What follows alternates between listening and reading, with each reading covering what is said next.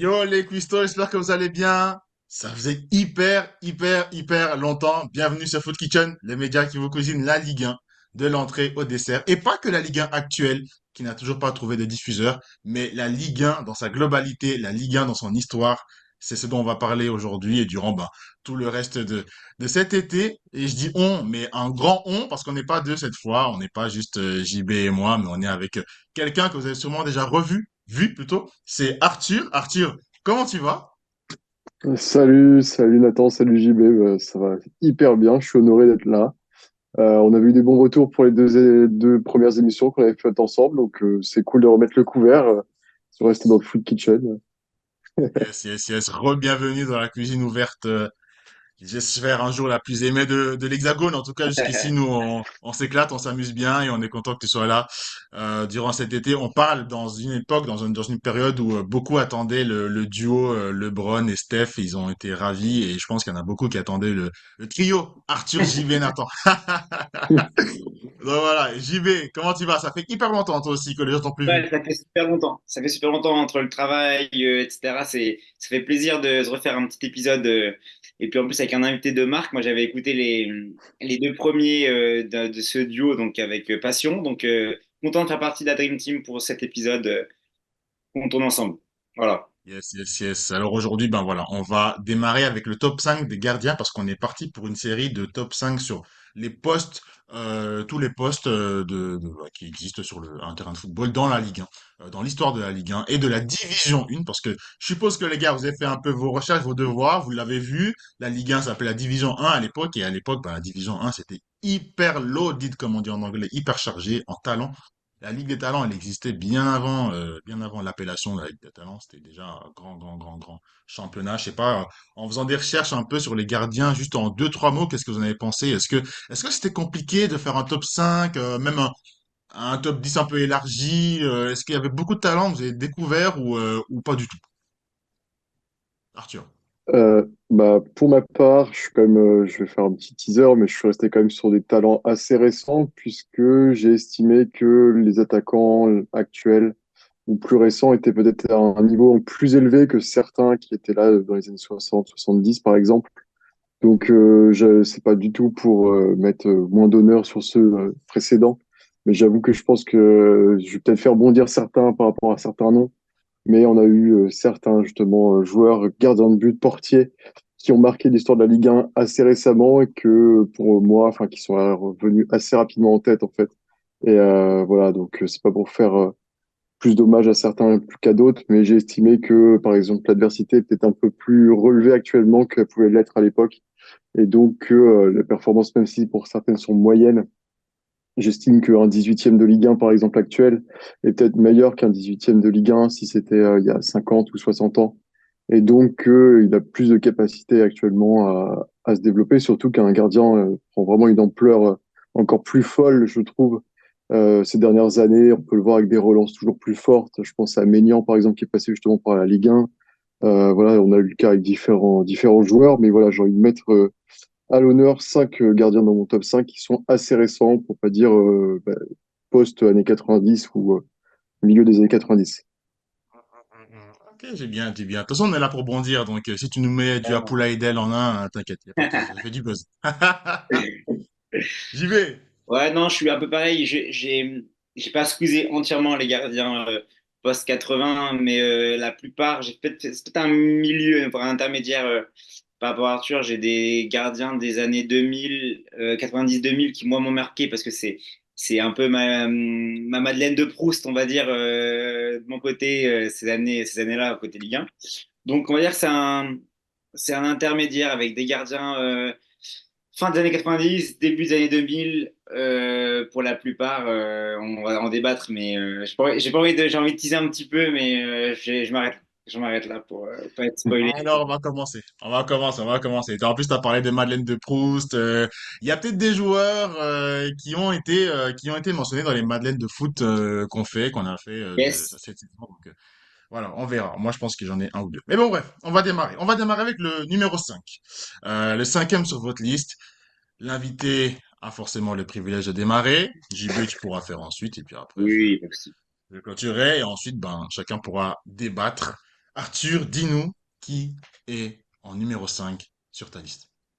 Alors, bah, moi, enfin, j'ai envie de dire mes numéros 5 puisque je vais parler de deux gardiens qui ont le même prénom et qui ont marqué, entre guillemets, l'histoire assez récente, pour pas dire très récente, du championnat. J'ai envie de parler des deux Gianluigi du Paris Saint-Germain. Gianluigi Donnarumma, forcément, et Gianluigi Buffon aussi, qui a fait un passage assez éclair, mais qui, pour moi, reste un gardien marquant de la Ligue 1, parce que c'est pas n'importe qui, c'est peut-être un des grands losers, on va dire, de l'histoire du football. Et c'est aussi un joueur plein d'expérience, et je pense que la Ligue 1 a encore passé un petit step supplémentaire quand il est arrivé, parce que niveau rayonnement mondial, c'est pas anodin de ramener un Gianluigi Buffon. Et même s'il n'a pas toujours été très très bon, notamment sur le plan européen, je trouve que quand ça a été sur le plan national, il a été très très bon.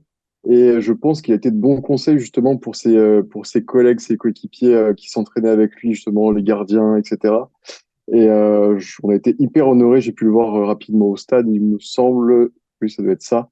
Et on voyait vraiment l'aura qui se dégageait du gardien.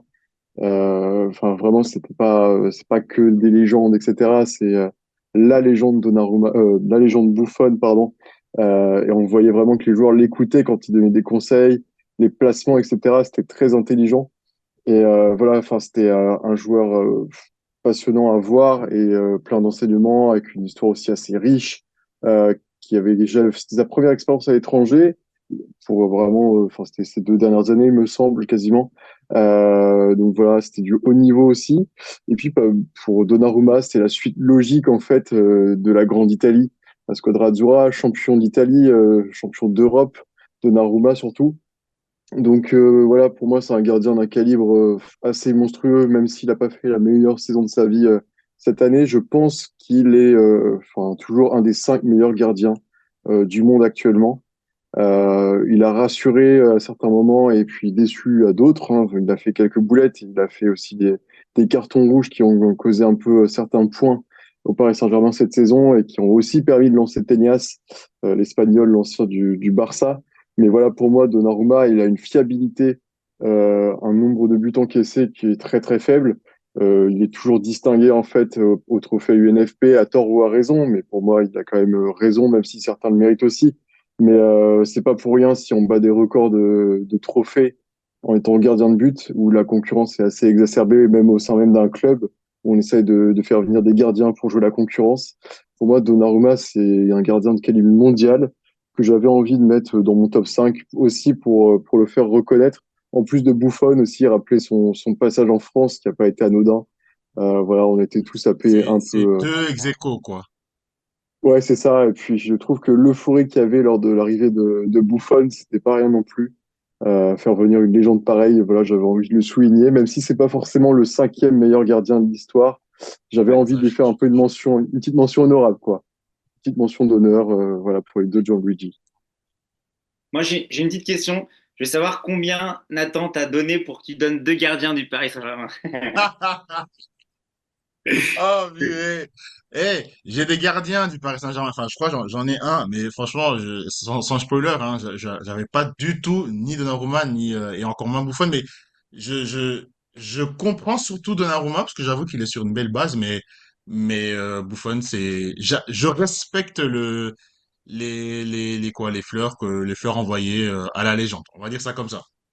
Ouais, c'est ça, c'était vraiment pour faire une mention honorable pour le coup. Celui qui est plus dans mon top 5, c'est plutôt Donnarumma, mais comme voilà, il y avait Buffon aussi, ça méritait d'être mentionné quand même dans cette belle émission.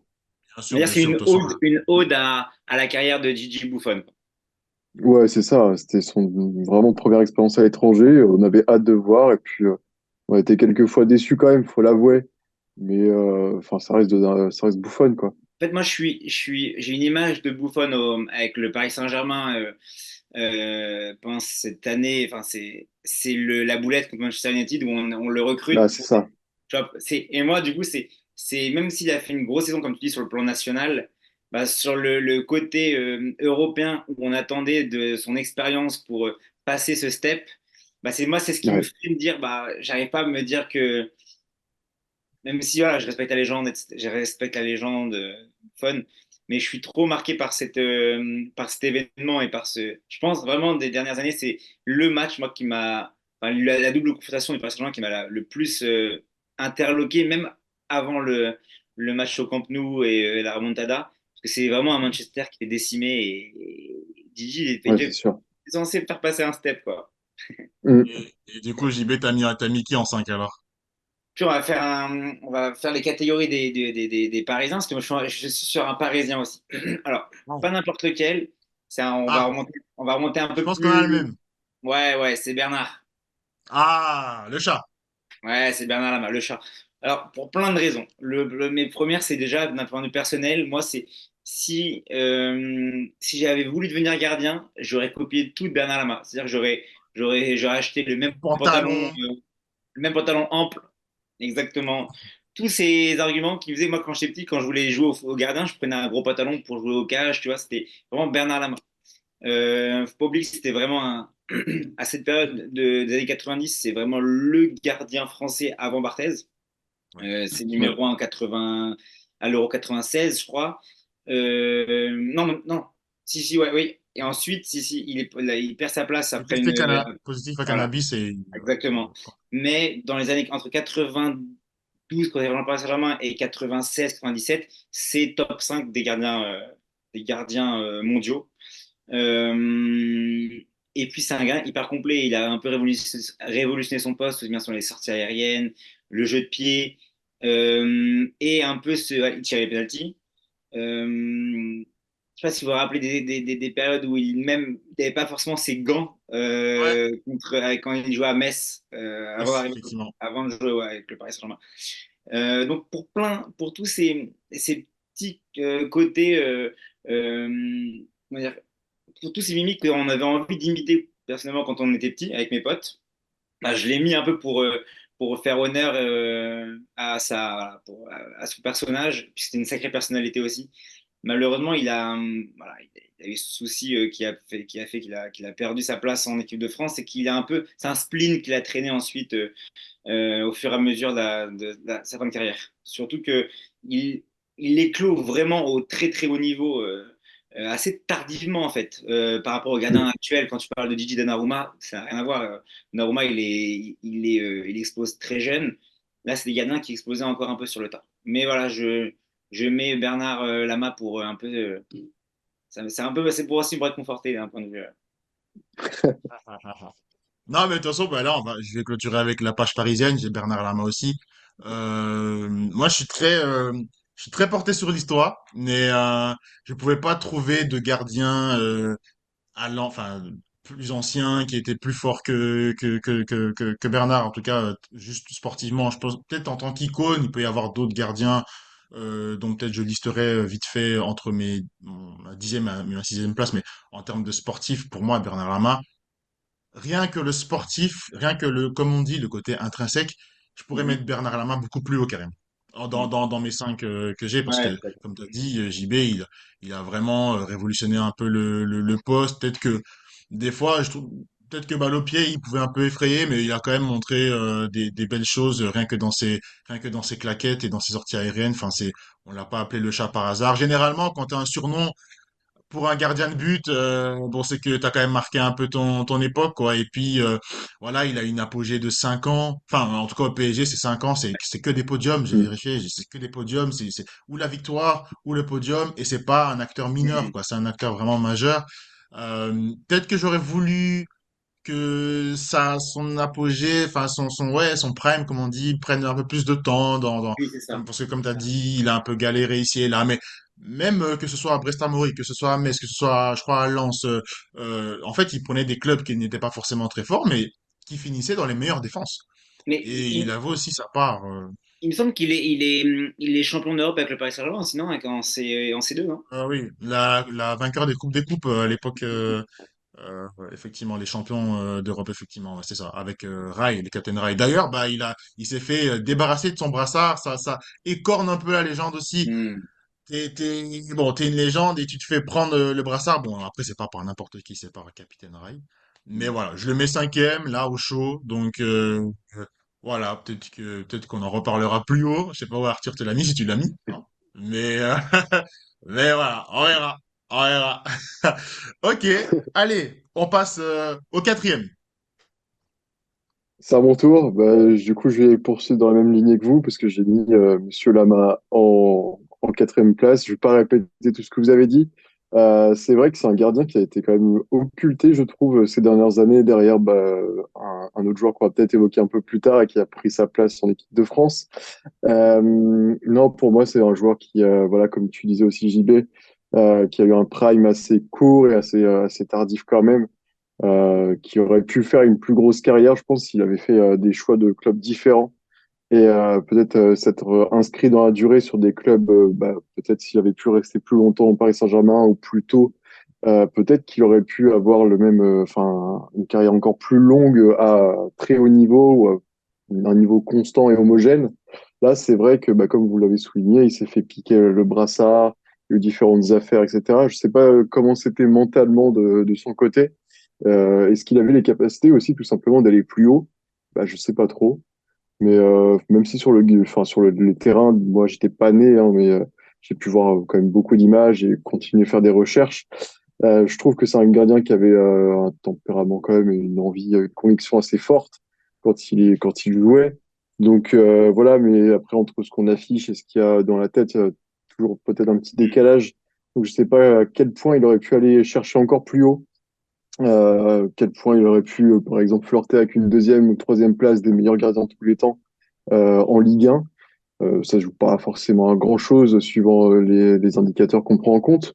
Mais c'est vrai que son prime assez court, etc., ça fait qu'il n'est pas forcément non plus très très haut, je pense. Ouais. Ça influe dans le classement. Et puis, c'est quelque chose qui l'a, comme tu dis, très fort d'un point de vue image et renvoyé. Par contre, c'est à ça qu'on a pu voir le tempérament du bonhomme aussi, c'est que malheureusement, dans l'adversité, ça a un peu coincé. Donc, est-ce que c'est aussi ça qui l'a fait qu'il n'est pas allé aussi haut que prévu dans un top club européen? La Coupe du Monde 98, pour pas spoiler la suite, enfin ma suite ou mon classement, où il se fait prendre la place par Fabien Barthez, bah clairement ça l'a mais démoli et il n'est Ah oui, jamais oui, oui. jamais redevenu le chat comme qu'a dit tout à l'heure Nathan. Donc je pense d'un point de vue mental et force intrinsèque, tu vois, c'est vraiment ce que je pense ce qui a manqué, ce qui a coincé pour le toute sa carrière. Enfin, je pense. Ouais, je suis d'accord. Je pense que ça l'a vraiment un peu sapé. Et à l'époque, je pense que parler de tout ce qui est, enfin, j'ai pas envie de dire bien-être moral ou quoi, mais Mm. je pense qu'à santé mentale, le point de vue, parler de ses émotions, etc., c'était encore plus mal vu que maintenant, même si on a fait quand même des sacrés efforts, entre guillemets. Ça devrait pas être des efforts. Mais je pense que ça l'a quand même un peu ruiné aussi de ce point de vue-là, comme tu disais, pour tout ce que vous aviez dit aussi tous les deux tout à l'heure. Donc c'est vrai que voilà, enfin, à quel point il aurait pu monter plus haut, ça reste peut-être un des plus grands mystères. Et puis voilà, passer forcément de gardien numéro un à gardien numéro 2 en équipe de France, c'est quand même assez rare. Enfin, Ouais. généralement, quand même, les successions de gardiens, c'est par rapport à un âge. On a pu le voir récemment avec Lloris, qui a pris directement en fait sa retraite internationale. Je sais pas s'il aurait en fait peut-être bien vécu le fait d'être gardien numéro 2, de continuer à être appelé. Je suis pas sûr qu'il aurait bien. Enfin, est-ce qu'il serait allé en MLS aussitôt, même si moi j'adore la MLS. Est-ce qu'il aurait poursuivi ailleurs, à Nice, à Lyon, je sais pas. Je sais pas trop, mais là, peut-être, voilà, il n'a pas supporté, ça l'a un peu miné, c'est sur la place de dire, mais Mais Lloris a eu un peu ça avec au tout début, je sais pas si vous vous rappelez, les deux sont un peu appelés en équipe de France au même moment, Mandanda et Hugo Lloris. Et ouais. à l'époque, je sais plus si c'est qui doit faire le choix. Domenech? Non, je crois pas, hein, Non, pas, pardon, Laurent Blanc, pardon, Laurent Blanc, c'est blanc, hein, excuse-moi. c'est blanc, hein, en 2012. C'est blanc. À peu Ouais. près, ouais. Ouais. Et il doit faire le choix pour statuer sur qui sera le gardien titulaire de l'équipe de France.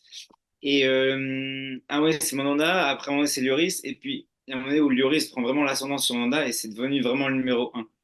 Mandanda Mhm. s'est jamais Ouais. désuni, il a jamais, mais ça a dû aussi être compliqué à gérer d'un point de vue émotionnel, pour lui qui était programmé pour devenir numéro un des Bleus. Oui, c'est sûr. D'ailleurs, Après, c'est vrai spoiler, que j'allais dire spoiler, j'ai pas Loris dans mon top 5, mais voilà, c'est tout. Moi non moi plus. non plus. Ok, Non, mais c'est vrai que hop, voilà, c'était il y a un pas. Lyonnais qui est là, donc. je fais attention.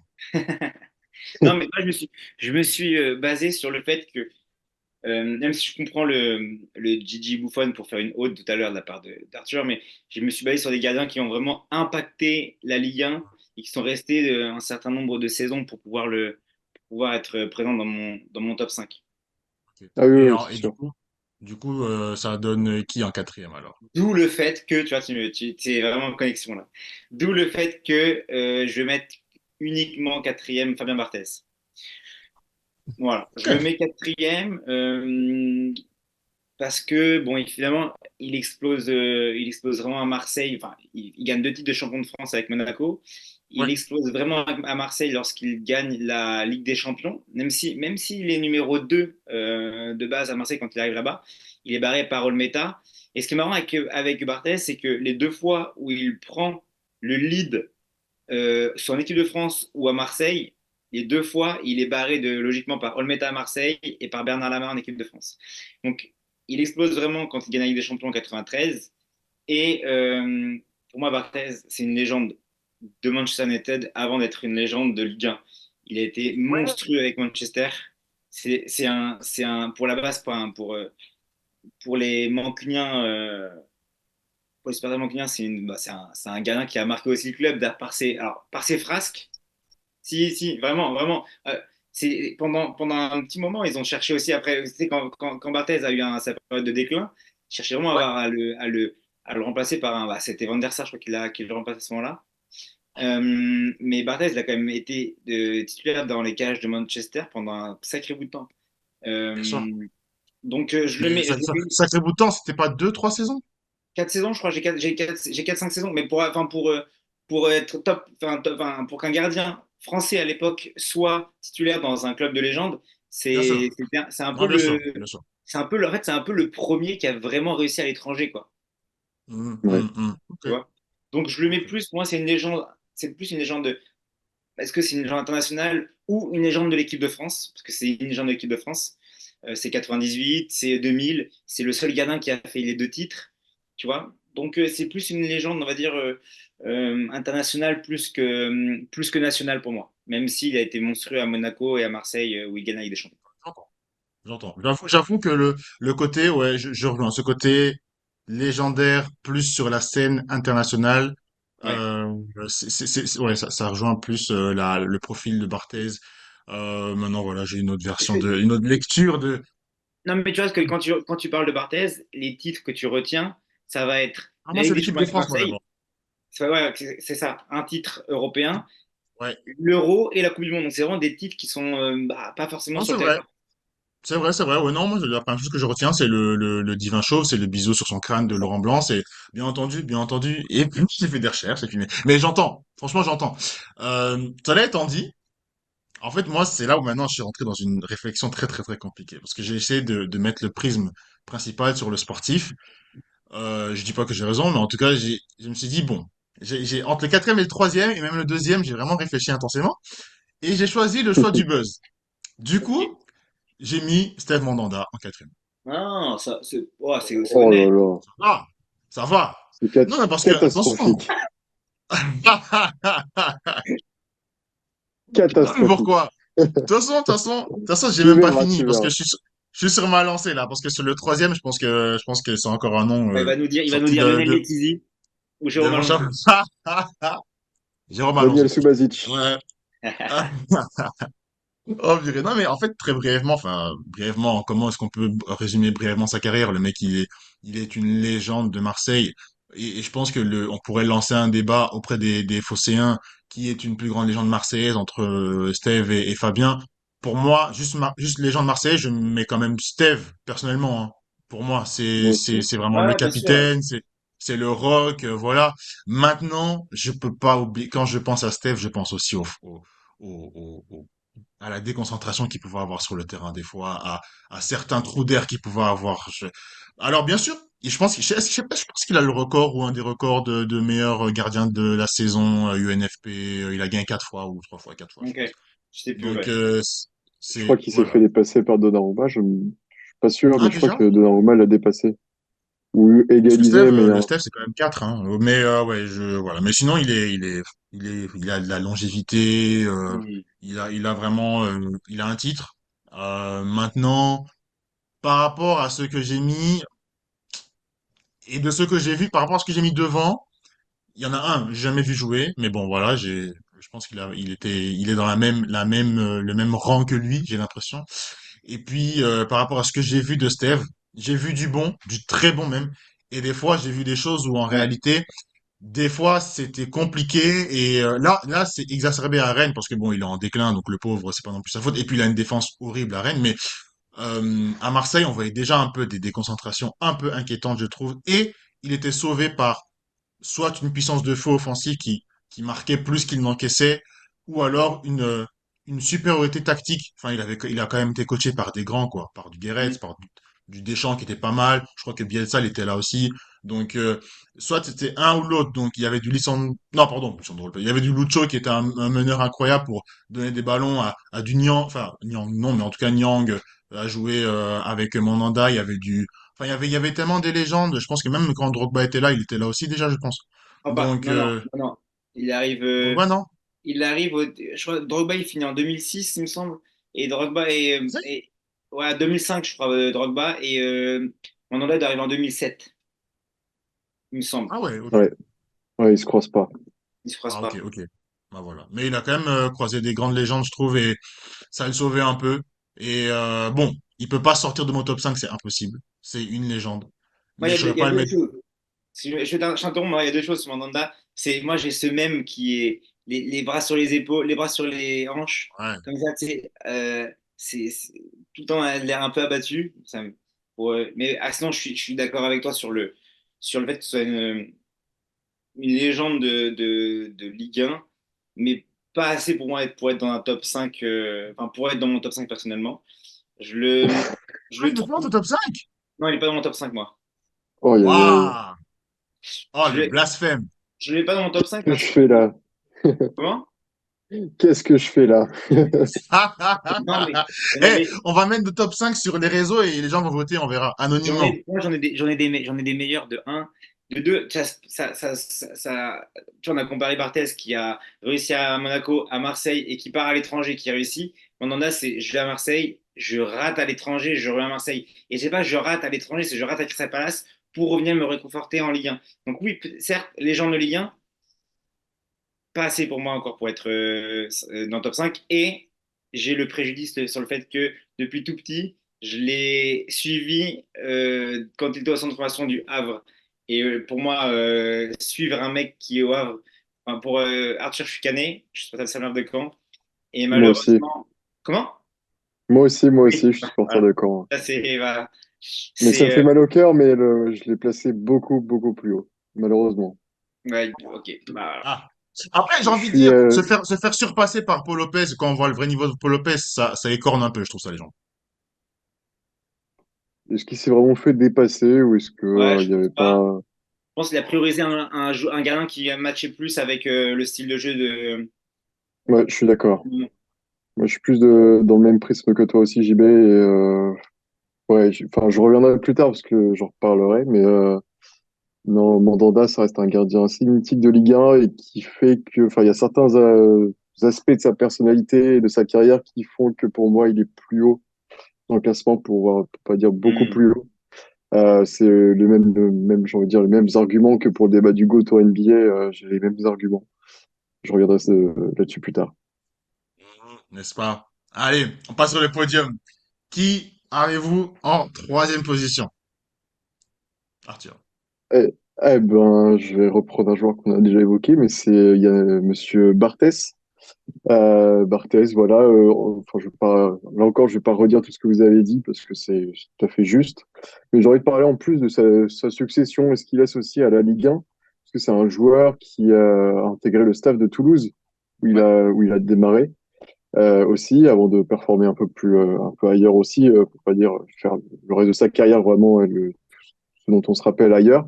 Voilà, il est revenu il y a quelques années maintenant à Toulouse où il entraîne où il a entraîné pardon en Ligue 1 les gardiens Il me semble que c'est lui qui a pris Alban Lafont, qui a fait de lui un bon gardien, bon, qui part à la Fiorentina, qui se perd un petit peu, etc. Mais c'était un bon gardien aussi. Ça reste toujours un bon gardien, un peu honorable aussi, qui mériterait d'être plus haut et que l'on pensait aller plus haut. Mais bref. Non, pour moi, c'est un gardien qui, en plus d'avoir marqué l'histoire de la Ligue 1, poursuit un peu sa legacy, entre guillemets, en devenant coach, entre guillemets, ou dans un staff technique. Et voilà, pour moi, c'est aussi un des arguments qui fait que, il marque la Ligue 1 toujours plus après sa carrière de joueur, en étant quelqu'un qui, à mon avis, a de très bons conseils, surtout pour des jeunes qui, même qui l'ont pas forcément tous connu en tant que joueur, parce qu'il a pris Lafont, qui était peut-être même pas né C'est clair. lorsqu'il a fait le plus gros de sa carrière, pour pas dire toute sa carrière. Non, pour moi, ça l'inscrit peut-être encore plus dans ce classement-là, de mettre sur le top 3. Ça me paraît pas enfin, déconnant, entre guillemets, de Ouais. mettre sur cette place-là avec cet argument-là supplémentaire, puisque je pense qu'il apporte encore plus aux jeunes. Et ça le permet aussi de le maintenir dans la mémoire un peu collective, même si c'est difficile de l'oublier avec les images, les clichés qu'on a pu voir, des bisous sur le front, la Coupe du Monde, la Champions League, etc. Donc en plus d'avoir un beau palmarès, ça a l'air d'être un chic type qui est tourné vers les autres. Donc j'ai envie de le mettre à cette troisième place. Mettons juste entre parenthèses son moment un peu douteux au FC Nantes, mais bon, ça n'écornera C'est pas la vrai. légende Ah, qu'il est et son crachat, Non, c'est sûr. et son crash. n'est-ce pas? JB, dis-nous, tu as qui? Alors moi, c'est quelqu'un que, comment dire, déjà de un que j'aime beaucoup dans la personnalité qu'il avait sur le terrain, enfin, sur le terrain à l'époque, moins maintenant en tant que commentateur ou euh, comment dire consultant. C'est Mika Landreau. Ah, ok. Michael Andro, pourquoi? Parce que, alors, je vais surtout noter son départ fulgurant au FC Nantes. Pour ceux qui connaissent pas forcément Michael Andro, je pense, hein, ceux qui nous suivent connaissent logiquement ce gardien. Mais Landreau, c'est un mec qui commence à 17 ans dans les cages du FC Nantes. Je crois que c'était à Furiani. Et Landreau, c'est Mhm. une légende pour les suiveurs enfin, maintenant qu'on a un peu un recul assez conséquent, c'est que c'est Monsieur Penalty. C'est-à-dire qu'il a arrêté 38 penalties, je crois, tout au long Un de sa truc comme ça. carrière. Il a le On a record, en en tout cas, tête, c'est sûr. on a en tête l'épisode avec Ronaldinho, etc. Premier match qu'il fait, c'est contre Bastia. À Furiani, il a 17 ans. Il est jeté dans le grand bain. Il commet une faute dans sa surface de réparation. Penalty. Qu'est-ce que fait Landreau? Il Arrête. arrête. Ça plante déjà le gamin et il va être champion avec le FC Nantes à 22 ans. Il est champion à 22 ans, donc après, je crois, des années de disette de titres du côté du FC Nantes, sachant que la saison d'avant, il se bat à la dernière journée, Nantes se sauve de la Ligue 2 avec Landreau dans les cages qui réalise un match monstrueux. Je ne sais plus si c'est contre Metz ou Lens à la dernière journée. Il fait un arrêt où il est masqué. Je ne sais pas si vous l'avez, enfin, moi je l'ai en tête. Et il sauve la Nantes de cette manière-là. Et en gros, Landreau devient une icône à Nantes pour avoir maintenu le club et devient vraiment une légende pour avoir gagné bah, ce titre dans les cages du FC Nantes. Après, c'était un peu douteux après. Hein. Il part à Paris Saint-Germain où il se perd. Il fait vraiment boulette sur C'est assez boulette. vite. Ouais, Mhm. c'est vraiment un peu un cauchemar pour lui. Son Mais parcours. Onosque, il est solide, hein. Ouais, il gagne une Coupe de la Ligue en 2008. Il est appelé en Voilà. équipe de France depuis cette période-là, mais c'est vraiment le gardien numéro 3. Je crois qu'en 2006, d'ailleurs, on va en finale, il est dans le groupe. C'est le troisième gardien. Ouais, Et il gagne deux Coupes de Confédération, je crois. ouais, et le truc incroyable, c'est que quand on pense un peu terminer sur le déclin, il part à Lille. Et à Lille, Mm. pour Rudy Garcia, qu'est-ce qu'il fait? Il gagne Coupe de France, championnat, en étant, Ouais. euh, en étant vraiment cohérent dans les cages du LOSC. Donc, ouais, pour toute cette carrière, je crois qu'il a fait en plus il a eu pendant longtemps le record du nombre de matchs joués en Ligue 1. Je crois qu'il a encore, non? C'est le recordman devant Jean-Luc Ettori. Ouais, voilà, c'est ça. Donc, c'est ça, c'est 618 matchs, 620 matchs. Ouais, un Euh, truc comme ça. dans les cages enfin, dans les cages de Ligue 1. Donc, que ce soit il a fini à Bastia, il me semble, là où tout avait commencé en plus, donc sympa. Mais voilà, je le mets pour déjà en plus, pour rien que pour avoir joué autant de matchs, ça montre que tu as été au top niveau pendant une bonne quinzaine d'années. Donc, de ses 17 ans à ses 30, je sais pas si c'est 34, 35 printemps, je le mets dans mon top. C'est une petite particularité pour l'instant, c'est que Barthez, il faisait 1m79, 1m80, donc pas grand, pas grand. Landreau Ouais. fait 1m84, pas grand non plus. J'en ai un autre qui est pas très grand dans mon classement, mais qui arrivera après. Mais c'est pas des gardiens qui sont hyper grands. Et là où on est dans un domaine actuel où le gardien, le grand gardien assez, qui prend de l'importance dans les cages est reconnu, bah, à cette époque-là, c'était pas forcément le cas. Donc Je suis en voilà, train de réfléchir en même temps à Kita, du coup, parce tu que... verras. Ne te triture pas l'esprit, mon ami. Ouais, ça m'intrigue, ça m'intrigue. Ok. Ouais, Landreau, bah, je peux comprendre, je peux respecter. Je sais pas ce que t'en penses, Arthur, mais je peux respecter. Troisième, peut-être, je le trouve un peu haut, mais j'entends parce que Moi avec sa aussi. taille, avec, Hmm. enfin, voilà, c'est un exploit qu'il a fait avec Nantes. Justement, moi, c'est sa période à Nantes qui me l'a, je l'ai dans mon top 10 que j'ai fait pour le fun, mais Ouais. je trouvais que ça, il y avait du coup sa période à Nantes qui certes, Hmm. enfin, surlignait son beau CV, mais en même temps, juste après, il finit dixième. Enfin bon, après c'est Nantes, hein, bien sûr, faut pas s'attendre à Ouais, n'importe bien quoi, sûr. mais sa gestion de la défense, enfin bon, voilà, c'est un grand gardien, c'est un grand gardien de Ligue 1 pour moi, donc je peux comprendre. Moi, du coup, je continue et je finis dans ma lancée un peu folle. En fait, moi, j'ai mis un gardien. Vous savez, je suis très porté sur l'histoire et j'assume mes choix. Et donc, du coup, j'ai regardé, enfin, je suis tombé sur un gardien qui a affronté certains joueurs. Effectivement, ça fait partie du passé, donc peut-être qu'ils ont pas les mêmes flip-flaps que Ronaldinho, mais ils sont quand même de grands joueurs. Il a affronté Josip Skoblar, Bernard Lacombe, Hervé Revelli, Delio Onis, Carlos Bianchi, Michel Platini ou encore Alain Giresse. C'est un Stéphanois, 4 fois champion, 2 fois vice-champion, 3 fois champion de suite et tout ça. C'est Ivan Kurkovic de Saint-Étienne, de la grande dynastie stéphanoise. Et en fait, pour moi, pourquoi je l'ai mis? En fait, pour moi, lui et Steph, ça se vaut. Mais c'est juste que je l'ai Oui. mis devant déjà pour le buzz. Pour que non, mais je l'ai mis pour l'histoire aussi, pour qu'on découvre un peu des nouveaux noms. Tu sais, vous savez, j'aime bien aussi découvrir des nouveaux noms, mais il a fait partie pas juste d'une grande équipe comme Steve. À Marseille, c'est une grande équipe historique. Saint-Étienne est une grande équipe historique, n'en déplaise aux Lyonnais. Mais en réalité, il a fait partie d'une dynastie victorieuse. C'est-à-dire Hmm. pas juste une fois, pas juste 2 fois, pas juste 3 fois, et il n'était pas juste un mec que tu pouvais remplacer. Son gardien remplaçant, c'était aussi un Yougoslave du coup à l'époque. Je crois que c'est sur demande de Kurkovic qu'il a fait venir, et en fait il a joué le réserviste. Il n'a joué que 2 matchs parce qu'en fait Kurkovic c'était un modèle de régularité. Il a joué tous les matchs et voilà, c'était un gardien qui était vraiment super solide. Et j'ai envie de dire, faut le faire, quoi. Faut le faire de gagner 3 fois de suite. Faut le faire de gagner avec tous ces attaquants qui étaient là. Faut le faire d'être irremplaçable dans un club aussi exigeant que Saint-Étienne, sous un président, j'ai oublié son nom, je crois que c'est Roger Rocher, Ok. voilà, si t'es pas bon, bah tu sautes, hein. Il a d'autres gens qui peuvent mettre à ta place. Il était à l'époque, il jouait avec, contre.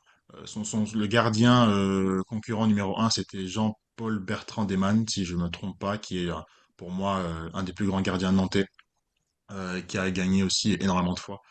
Et a Mhm. été vice-champion, je crois, 6 ou 7 fois. Enfin, c'était une période qui nous est très, très, très éloignée, bien entendu. Mais je ne peux pas me satisfaire de ne pas mentionner le fait qu'il y ait eu au moins un gardien qui a eu un tel palmarès. Je pense que Steve aurait voulu. Et bien sûr, à cette époque-là, il n'y a pas de trophée de meilleur gardien de l'année. Sinon, je pense qu'il aurait gagné plus qu'une fois, plus que 2 fois. Peut-être que ça aurait joué. Alors, je l'ai pas vu jouer. Il y a des vidéos sur YouTube. Allez voir. Donc, du coup, ça aide. Ça aide. Et c'est des bonnes vidéos de qualité. Il y a des gardiens vraiment de la même époque qui n'ont pas de vidéo. Donc, du coup, je pouvais pas du tout les mettre. Même, voilà, par exemple, un Jean-Paul Bertrand Deyman, il n'y avait aucune vidéo. Ouais. Donc, à un moment donné, il y a rien pour que je vois si vraiment il était aussi bon. Mais Kurkovic, il y en avait vraiment pas mal. Donc voilà, peut-être qu'il avait marqué son temps, j'ai l'impression, quand je regarde les blogs un peu des Stéphanois, j'ai l'impression qu'il a vraiment marqué son temps. Mais voilà, je suppose que oui, les Stéphanois sont peut-être plus attachés à d'autres, même à du Ruffet, j'en sais rien, peut-être, mais Kokovic, il a marqué son temps. Donc je le mets en 3. Et il a rien envie, en fait, à Steph pour moi. Rien.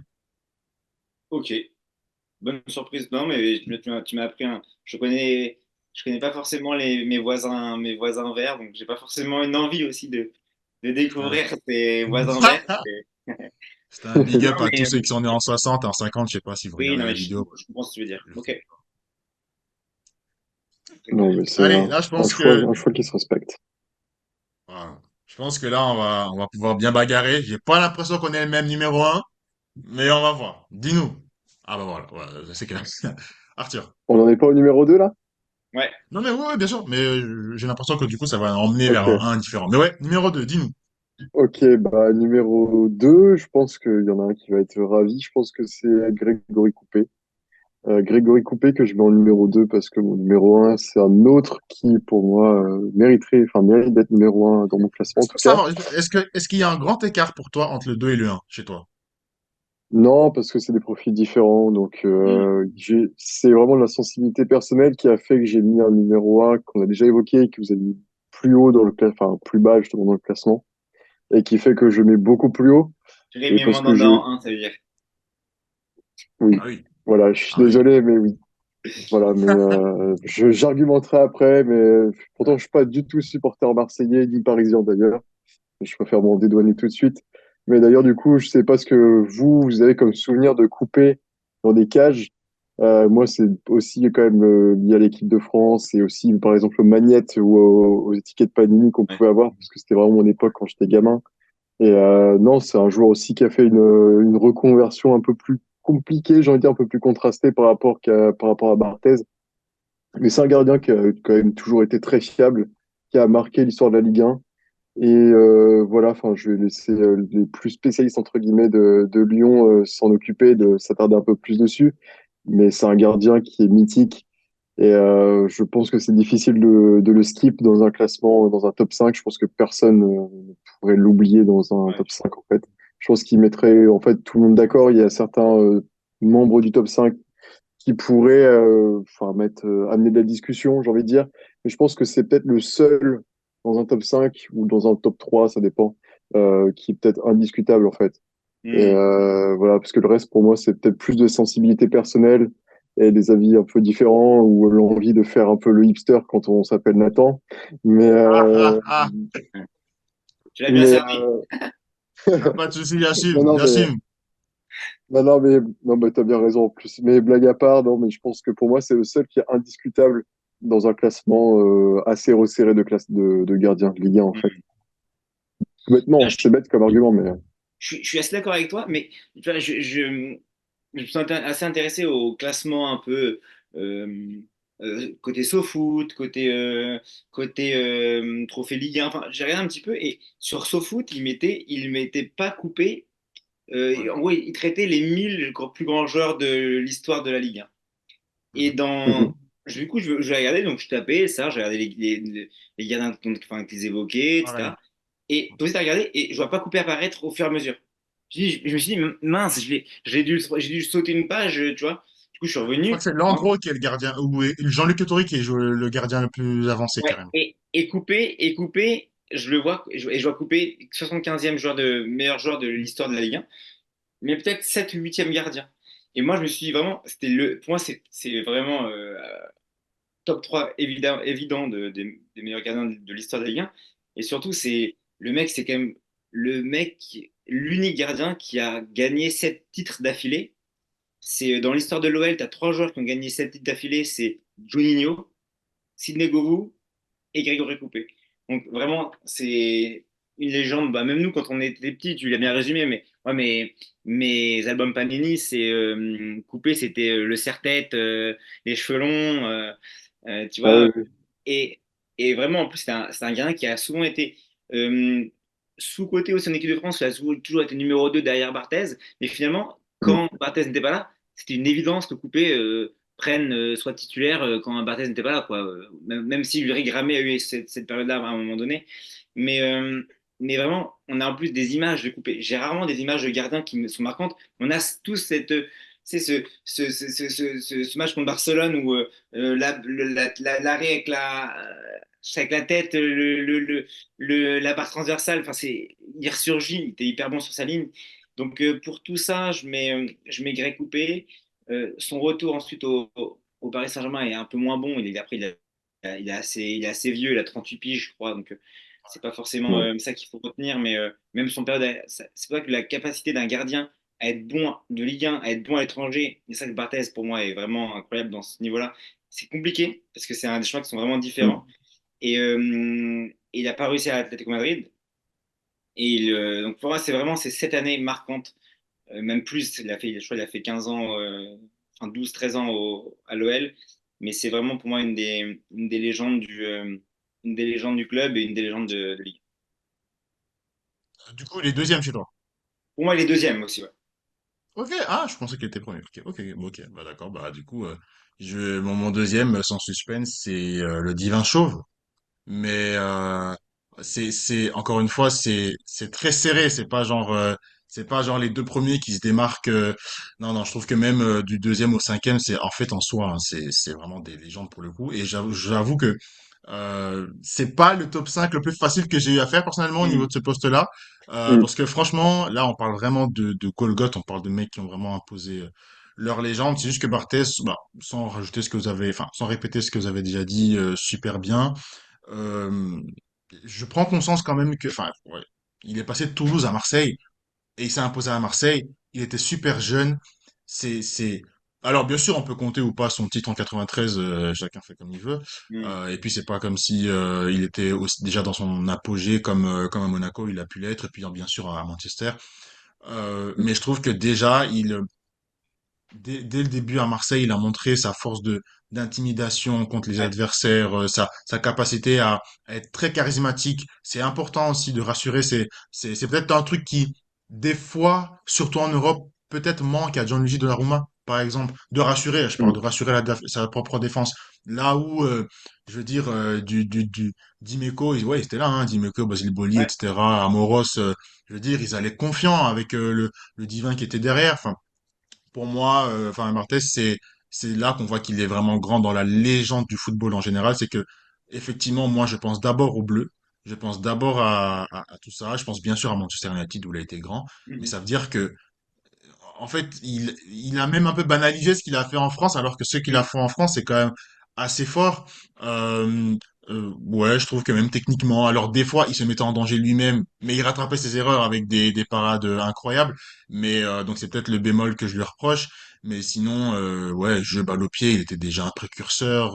Ouais, Ouais, relance de fou. franchement, ouais, oui, oui, oui, oui, vraiment. Donc Fabien Barthez à ce niveau-là, ouais, je. Et puis j'ai vu qu'il était quand même classé au Ballon d'Or, enfin, à l'époque française, quoi, quand il était Oui. Ouais. quand il jouait en division, il était classé au Ballon d'Or, et ça, personne Et- ne l'a. Je crois que même, je sais Non, pas si Coupé là, mais je non. crois Non. que il y a que Barthez, quoi. Ouais. C'est fort pour moi. Donc, ouais, ça mérite. En plus, pour un gardien, quoi, c'est chaud. Depuis Laviachine, on attend le prochain successeur, quoi. Ouais, je suis Donc, d'accord.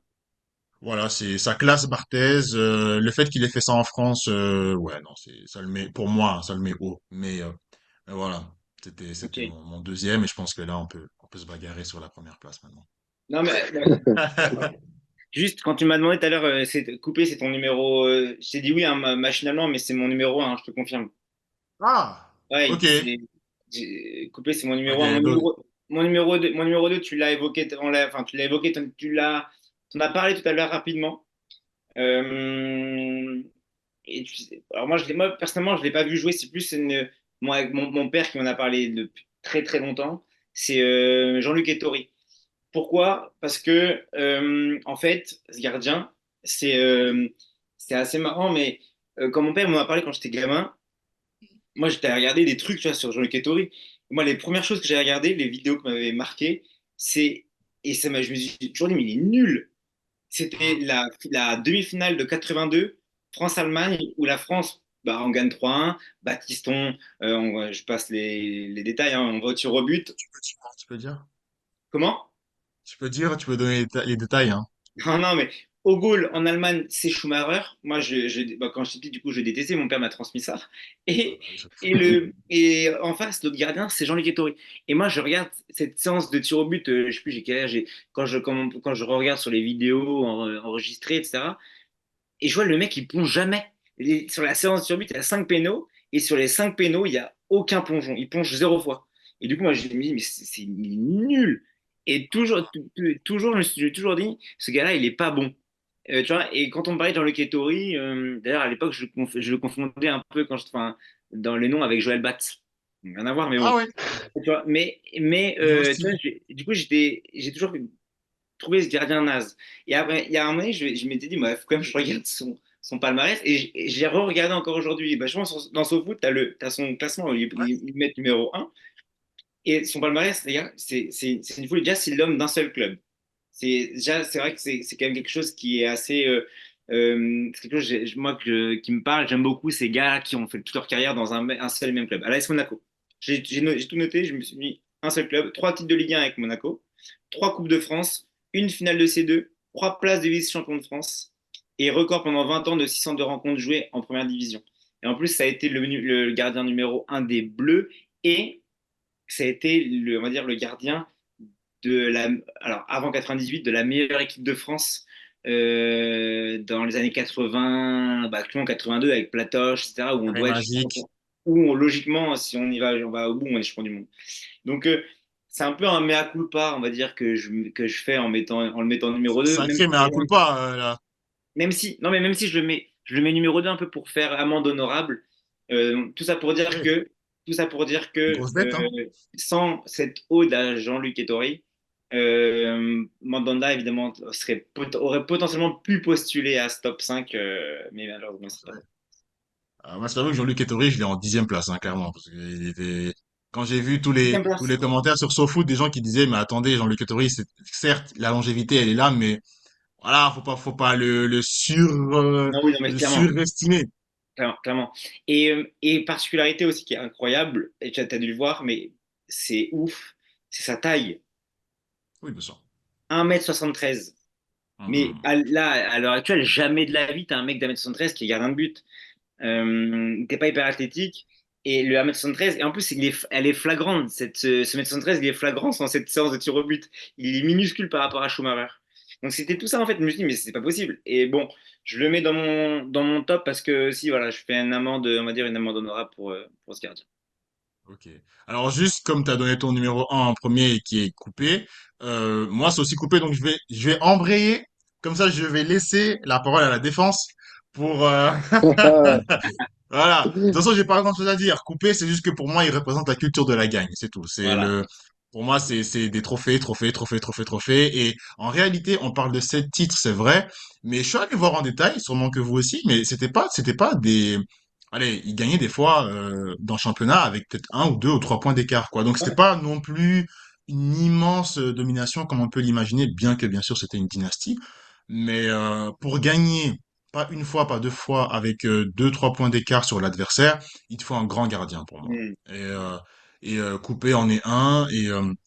Pour moi, il est très complet. Il représente le gardien complet. Maintenant, c'est pas celui qui me fait vibrer le plus. Par exemple, bah moi, je suis pas Marseillais. Bah, ça c'est sûr que non, je le serai jamais. Mais Mandanda, bah, je sais pas. J'ai une attache affectionnelle avec lui.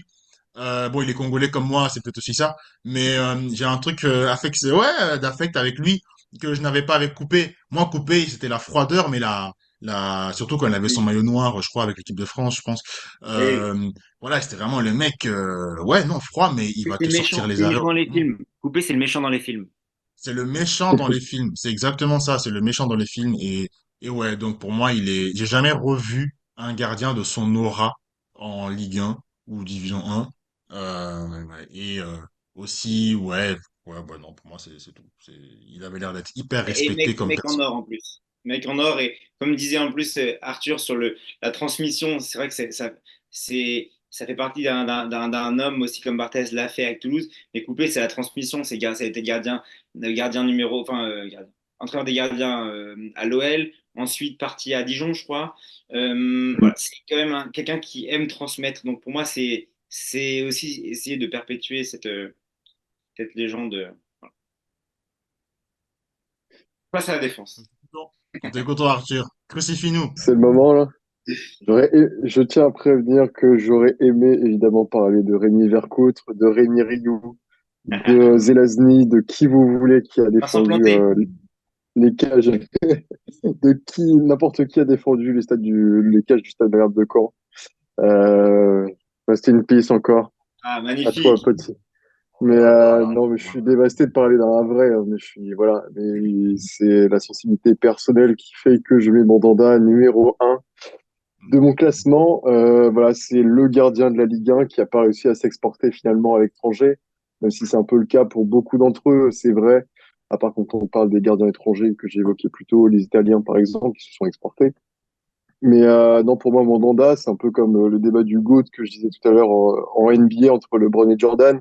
Je suis plus sensible à la longévité, le fait de rester très très très longtemps, voilà, sur le devant de la scène. Ça a été pendant très longtemps, voilà, la figure de proue de Marseille, même devant des Dimitri Payet, je pense. Voilà, c'est pas l'enfant du club, mais je trouve qu'il a réussi à se faire adopter quand même d'un public qui est très exigeant et rester dans la durée dos à un public exigeant qui aurait pu lui mettre à l'envers, entre guillemets. Mais je suis très sensible justement à sa mentalité où il est quand même un leader à la fois vocal, même si c'est pas forcément flagrant tout le temps, il paraît toujours très calme, etc. Voilà, je trouve que c'est un leader aussi et je trouve que c'est important aussi de le mettre en valeur et c'est quelque chose auquel je suis assez sensible à le fait de vouloir emmener un groupe parce que voilà le gardien c'est peut-être le seul qui est sur sa ligne tout seul face à une horde d'attaquants qui peut être un peu assoiffés entre guillemets. C'est le dernier rempart, il a beaucoup de pression et je pense que ce qu'il a fait à Marseille, même sans forcément les titres à gogo, certes dans une époque où il y a eu l'OL assez très marquante, pour pas dire mythique, le PSG époque QSI avec un énorme budget qui est, Hmm. enfin forcément, qui sape un peu la concu. Pour moi, tout ce qu'il a réussi à faire et ce qu'il continue aussi à faire à peu près, un peu moins la saison dernière où c'était un peu plus compliqué à Rennes, c'est aussi la preuve où on voit encore de lui en Ligue 1, qui peut encore apporter des choses. Pareil au niveau international, il est champion du monde 2018, même s'il n'a pas forcément joué. Il a joué que le match contre le Danemark, troisième match de poule qui comptait pour du beurre. Mais voilà, il a un palmarès aussi. Il mérite aussi d'être en avant, un peu comme LeBron au niveau du débat du GOAT en NBA. Il a la longévité qui est absolument incroyable, je trouve, hein, parce que c'est difficile de rester aussi longtemps à un aussi haut niveau, en fait, bêtement. Mais je trouve que voilà, pour ça, il mérite d'être numéro un, en tout cas pour moi. Et aussi parce que j'ai grandi voilà, d'une époque peut-être un poil plus récente que vous, ça joue peut-être à 5 ans, mais quand j'étais petit, c'était mon dada peut-être un des meilleurs gardiens de Ligue 1, avec Coupé aussi, ça se jouait. Mais voilà, pour moi, c'est un gardien qui est toujours dans la discussion en fait du meilleur gardien de Ligue 1, alors que ça fait 15 ans, le Ouais. mec, il va prendre sa retraite, on sait pas quand, même s'il faut pas, je pense, qu'il tarde parce que ça commence à peut-être un petit peu Ça va pas se ternir voir. la fin, là, c'est un peu compliqué. Et après, pour le fait d'avoir eu du mal à s'exporter, pour le coup, c'est peut-être arrivé un peu tard, l'exportation en Angleterre. Je trouve que c'est quand même un peu tard des personnes qui ont su éclore à Mhm. l'étranger et qui, plus en première ligue, en étant très, très, très âgés. Ça doit se compter sur les doigts de la main au niveau de poste de Thiago gardien. Il y a Silva. peut-être Van der Sar, Thiago Silva éventuellement. Mais voilà, ils sont assez peu, je trouve. Donc forcément, pour moi, il est toujours estampillé Ligue 1 par rapport à d'autres qui ont eu une carrière énorme au niveau international ou à l'étranger, comme on a pu évoquer avec Barthès. Pour moi, c'est le gardien, le meilleur gardien de Ligue 1 parce qu'il a vraiment fait tout ce qu'il a fait de mieux en Ligue 1, en fait, bêtement, mais voilà. Mais pour rebondir, Arthur, ce que tu dis, c'est intéressant, c'est que au moment où Lloris part, lui, oui, on les compare souvent tous les deux à ce moment-là, quand Lloris part à Tottenham, il n'y a pas de jeu des chaises musicales, c'est-à-dire que tous Ben, les c'est ça. gardiens sont en place à ce moment-là, et il n'y a pas de place qui s'ouvre pour lui. Et je pense sincèrement qu'il a loupé le coche, et pendant allez, peut-être pendant 2, 3 ans, le marché des gardiens, il est saturé en fait. Et du coup, bah, tout le monde reste à sa place. Et Mandanda, il loupe le coche à cette période-là. Et du coup, il est obligé de rester en Ligue 1 à Marseille. Et il manque de s'exporter. Mais je pense sincèrement, je pense qu'il aurait réussi une carrière à l'étranger s'il était parti Ah, c'est sûr. dans le même zoo que Hugo Lloris. Je sais pas dans quel championnat vous l'auriez vu performer, par exemple, à l'étranger, mais Première Ligue, c'est vrai que c'est peut-être un petit peu compliqué pour son gabarit, ou c'est plus déjà le gardien longiligne, j'ai envie de dire, plus longiligne que lui. Mais Ouais, peut-être en Allemagne, en ouais, je veux Italie. dire en Bundesliga potentiellement avec des gardiens qui sont bons sur leur ligne, Ouais, euh, c'est ça. tu vois. Donc why not, ouais, carrément.